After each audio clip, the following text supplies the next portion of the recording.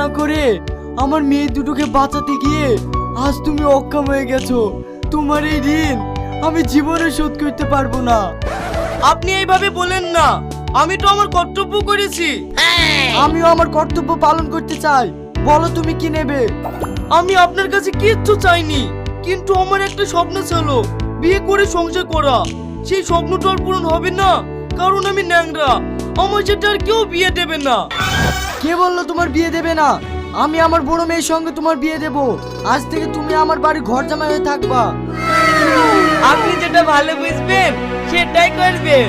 আপনি গুরুজন ব্যক্তি, আপনার কথা অমান্য করতে পারি? ঠিক আছে, কাল কি তোমাদের 4 হাত এক করে দেব।